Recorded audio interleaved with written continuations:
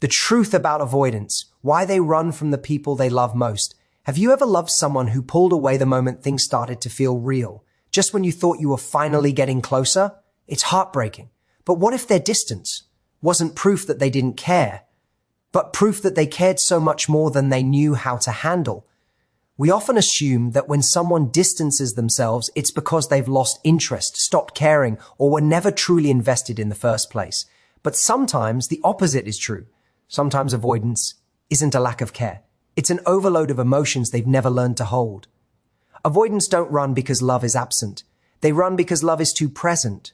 To someone with an avoidant pattern, closeness feels like a spotlight on every fear they've been hiding. I'll disappoint you. You'll see the real me and leave. If I open up, I won't know how to protect myself, so they retreat. Not because they want distance, but because distance feels safer than being truly seen. Avoidance learned early that connection comes with risk. Maybe love meant pressure. Maybe affection was inconsistent. Maybe they were taught to be the strong one, the one who didn't need anything. So now, as adults, needing someone feels like danger, not intimacy. And here's the tragic twist. They often run from the very people who are safest for them. The people who show up, who care, who would stay. Why? Because those people activate the very vulnerability they've spent a lifetime avoiding. But here's the part we don't talk about enough. Avoidants want love. They crave connection. They just don't know how to feel safe in it yet. So if you've ever loved an avoidant, know this. You didn't imagine their affection. You didn't misread their tenderness. You didn't make up the moments when they let their guard down.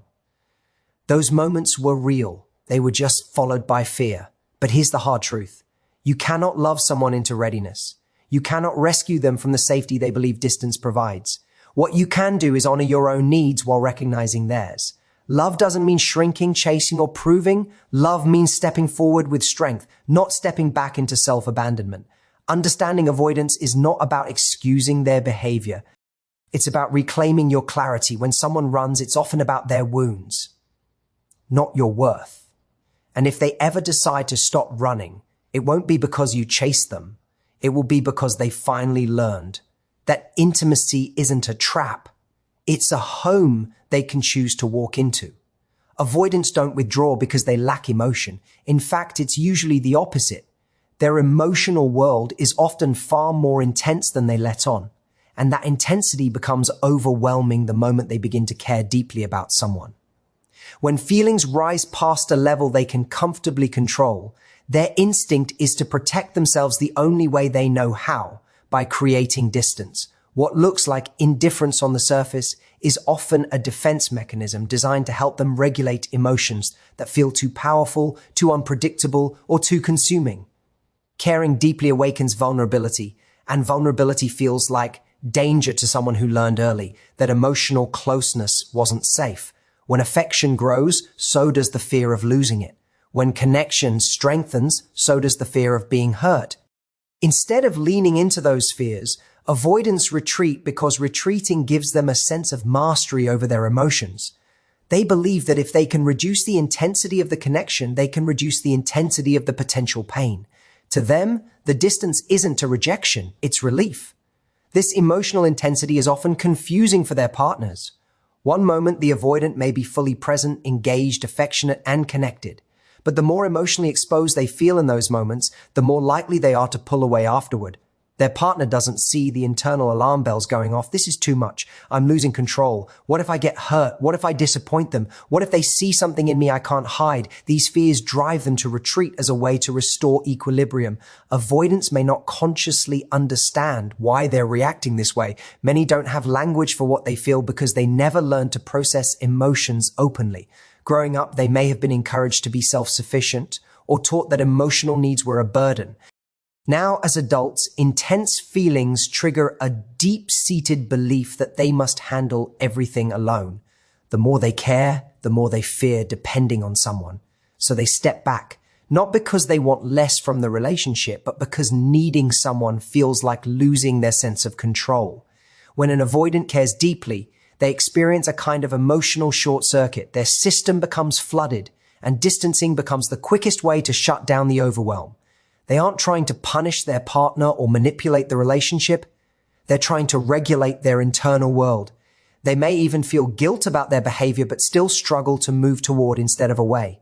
They're torn between the desire for closeness and the instinct for self-protection. It's important to understand that their retreat is not a measure of their affection, but a measure of how intensely that affection affects them. Their withdrawal is not the absence of feeling, it is the evidence of it. The greater the emotional stakes, the more their protective mechanisms activate. To someone who doesn't experience love this way, it can feel like contradiction. But to an avoidant, it feels like survival. Closeness doesn't just feel uncomfortable to an avoidant. It feels exposing, like someone is holding up a mirror to the parts of themselves they've spent years trying to hide or control. When someone gets emotionally close to them, the avoidant suddenly becomes aware of their own fears, insecurities, and perceived flaws. It's not that the other person is doing anything wrong. It's that intimacy activates an internal spotlight they've spent most of their life trying to dim. The closer the connection grows, the louder the internal voice becomes. What if I'm not enough? What if they see something in me that makes them leave? What if I disappoint them once they get to know the real me? These thoughts create an emotional pressure that can feel suffocating, even if the relationship is healthy. For many avoidants, closeness triggers fears that trace back to earlier experiences where vulnerability led to hurt, neglect, or overwhelming expectations. They may have grown up with caregivers who were inconsistent, warm one moment, withdrawn the next, or they may have been taught that showing emotion invited criticism or rejection. Because of this, emotional intimacy doesn't register as comfort the way it might for others. It registers as unpredictability, and unpredictability feels unsafe. Even the gentlest, kindest partner can unintentionally stir old wounds by simply caring. The avoidant doesn't know how to distinguish past danger from present connection, so the body reacts with instinctive withdrawal. Being seen on a deep emotional level brings up fears of inadequacy. Avoidants often carry the belief that if someone gets too close, they will discover something unlovable. They fear that their imperfections, vulnerabilities, or emotional needs will be too much for someone else to handle. This fear drives them to minimize closeness before someone else gets the chance to reject them. They may believe that maintaining distance equals maintaining dignity, strength, or independence. To them, closeness means exposure, and exposure means risk. So when a partner leans in, they lean out. The paradox is that avoidants genuinely want connection, but the idea of being fully known feels threatening. They crave love, yet fear losing themselves within it. They long for emotional safety, but believe that safety only exists when they stay in control. When someone gets too close, it disrupts that sense of control. They begin to fear becoming emotionally dependent, which feels like handing over the power to be hurt. This fear isn't rational or deliberate. It's instinctive and protective. The avoidant is not running from the person. They're running from the emotional surrender intimacy requires. When closeness intensifies, the avoidant experiences a kind of internal alarm. Their nervous system interprets emotional intimacy as a potential threat, not because the relationship is dangerous, but because vulnerability feels foreign and unpredictable. They retreat to recover a feeling of emotional balance.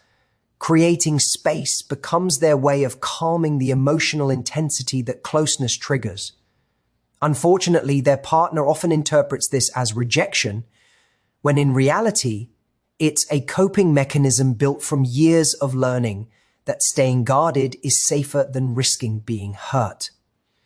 So while closeness fosters connection for most people, for an avoidant, it activates deep-seated fears of being seen, judged, dependent, or abandoned. Their distance is not a measure of their feelings for the other person, but a measure of how unsafe vulnerability still feels inside them. Many avoidant patterns begin long before adulthood, shaped by early environments where emotional connection felt uncertain, overwhelming, or unsafe. In childhood, the blueprint for relationships is formed through how caregivers respond to a child's needs. If love was inconsistent, present one moment and withdrawn the next, the child learns that emotional closeness cannot be relied upon. If affection came with strings attached, pressure, or expectations they couldn't meet, the child learns that intimacy brings responsibility rather than comfort.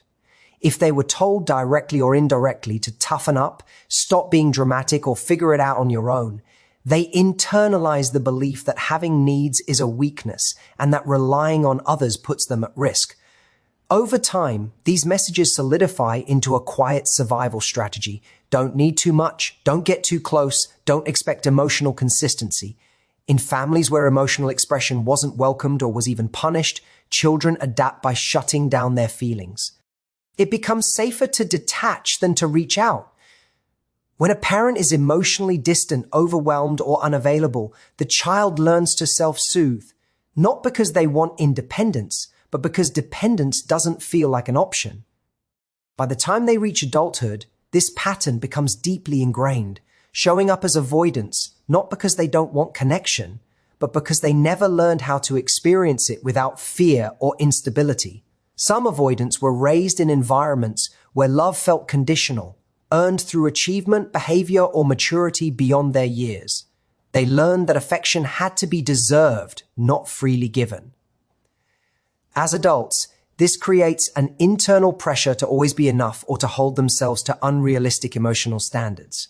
Intimacy becomes intimidating because they fear being exposed as imperfect. They may pull away because closeness threatens the image of competence or strength they were praised for as children.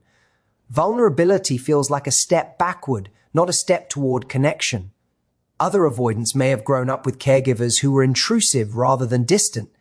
In these cases, closeness felt overwhelming, suffocating, or controlling. Their boundaries were ignored, their space wasn't respected, and their independence wasn't allowed. As adults, they protect their autonomy fiercely, believing that the only way to stay emotionally safe is to maintain distance. The fear isn't of love itself, but of losing themselves within love. They associate closeness with enmeshment, expectations, or emotional suffocation, so they retreat at the first sign of intensity. Even in seemingly stable homes, avoidant tendencies can develop if emotional needs were subtly dismissed or downplayed. A child who regularly hears "you're fine, don't cry," or "handle it yourself" learns to disconnect from their feelings and minimize their emotional experience. This creates adults who are uncomfortable with emotional depth, not because they lack emotion, but because they were trained to suppress it. When someone tries to connect with them on a deeper level, they feel unequipped, almost like being asked to speak a language they were never taught. These early experiences shape the avoidance nervous system, wiring it to associate closeness with unpredictability, exposure, or overwhelming responsibility. Even when they meet someone safe and loving, their body responds as though old threats still exist. They don't choose avoidance. Avoidance was chosen for them long ago as a necessary form of protection. Avoidants often end up running from the very people who are safest for them, not because something is wrong with those people, but because safety itself brings a deeper level of vulnerability they're not prepared to handle. When someone genuinely shows up for them, consistently, lovingly, without games, it disrupts the emotional pattern they've relied on for years. They are used to love feeling unpredictable, distant, or conditional. So when someone offers steady connection, their system doesn't interpret it as comfort, it interprets it as unfamiliar, and unfamiliar feels risky. Safe partners unintentionally trigger avoidant behavior precisely because they create the conditions for intimacy. This type of closeness invites the avoidant to slow down, to open up, to reveal pieces of themselves they've kept hidden. But those are the very things they've spent most of their life avoiding. Being around someone who is patient, attentive, and emotionally available highlights the avoidant's internal conflict between wanting connection and fearing exposure. The more available the partner becomes, the more the avoidance instinct tells them to pull back to protect themselves. It's paradoxical because in many cases, the avoidant is deeply drawn to the security this person provides. They may feel understood in ways they haven't before, or they may sense that this person could actually be good for them. But that recognition only heightens the fear. To someone with avoidant tendencies, a truly safe and loving partner represents a bigger emotional investment and therefore a bigger emotional risk. If they lose this person, it would hurt more. If they disappoint this person, the shame would feel heavier. If they let this person in and something goes wrong, It would confirm their deepest fears about being unworthy or unlovable. So they retreat not because they don't see the value of the connection, but because the value itself feels terrifying. Avoidants may find it easier to stay in relationships that are chaotic or unbalanced. In those dynamics, there is always emotional distance built into the instability. They don't have to risk being fully seen or deeply vulnerable because the situation never allows for it. But when they meet someone who offers gentleness, understanding, and emotional steadiness, they're forced to confront parts of themselves they've avoided, needs they've denied, fears they've minimized, and emotional wounds they haven't healed. Safety challenges their belief system. It invites closeness that requires presence, honesty, and emotional engagement. These are things they long for, but simultaneously feel unprepared for. This makes the avoidant feel internally destabilized. They may think, why do I feel more anxious with someone who treats me well? Or why am I more comfortable pulling away from someone I actually care about? They don't always understand their own reaction, which adds another layer of confusion and guilt. They may blame the relationship or tell themselves they're not ready, even though what they're really reacting to is the discomfort of emotional visibility. When confronted with true emotional safety, the avoidant loses the ability to hide behind distance, sarcasm, busyness, or emotional detachment. The safe partner's presence naturally dissolves those barriers. And without the usual defenses, the avoidant feels exposed. Running becomes the fastest way to regain that familiar sense of emotional control, even if it means stepping away from someone who genuinely wants the best for them. So even though it seems contradictory, avoidants often flee from the people who offer the most stability and kindness. These individuals activate the deepest longing within them, while simultaneously stirring the deepest fear, the fear of being fully known and still chosen. Or worse, known and then abandoned. Understanding someone with avoidant tendencies doesn't mean you're obligated to carry the emotional weight of the relationship, and it doesn't mean you should shrink your own needs to make the connection more bearable for them. You can empathize with the origins of their behavior without sacrificing the emotional nourishment you require. Many people fall into the trap of believing that if they're patient enough, understanding enough, or loving enough, the avoidant partner will eventually feel safe enough to stay. But emotional readiness cannot be forced, and no amount of patience can compensate for someone else's fear of intimacy if they're not actively working through it themselves. It's common to internalize an avoidant partner's distance as a sign that you need to change, be less emotional, less expressive, less available. You might think that if you become a smaller target, they'll stop pulling away.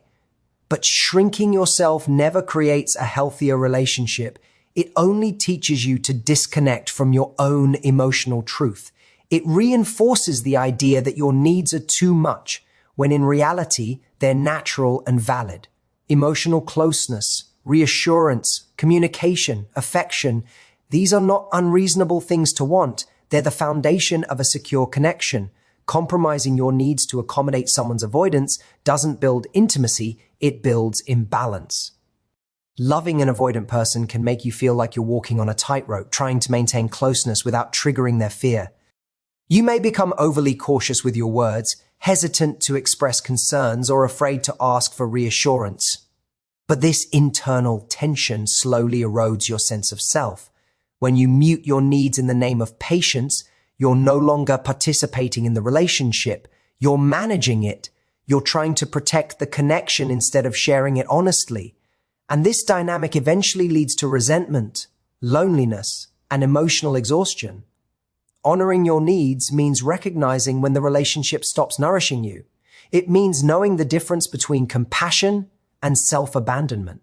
You can care about someone deeply and still acknowledge that their current emotional capacity isn't compatible with the closeness you're seeking. This isn't about blaming them. It's about taking responsibility for your own emotional well-being. You can understand why they pull away while still acknowledging that you deserve consistency, communication, and presence. While it's true that avoidant partners can grow, change, and build secure connections, that growth has to come from within them. They must be willing to face their fears, challenge their patterns, and seek support. Not because you're urging them to, but because they want to evolve into a more emotionally available version of themselves. You can't love them into healing. You can't chase them into clarity. The desire to become more open, vulnerable, and consistent must be their own decision. Understanding their wounds may give you insight, but it should never become the reason you tolerate emotional neglect. Your empathy should not require you to carry both sides of the relationship. The most loving thing you can do for an avoidant partner is hold firm boundaries while staying true to yourself. Their healing is their journey. Your job is to honor your heart, your needs, and your worth without making yourself smaller to fit into the spaces where someone else is not yet ready to meet you. When we talk about avoidance, we're not talking about villains or people incapable of love. We're talking about human beings shaped by past experiences that taught them to fear what they crave most.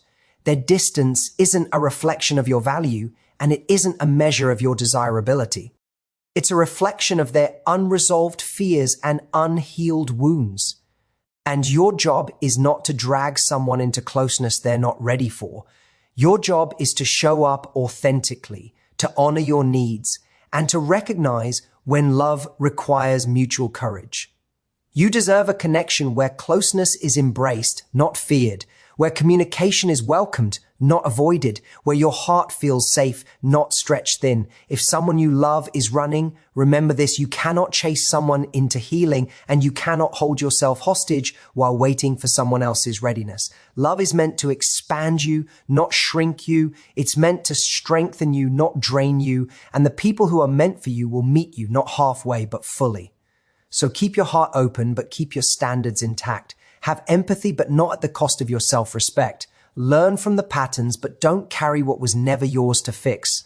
The truth is, you deserve a love that stays, a love that shows up, a love that chooses you without hesitation or fear.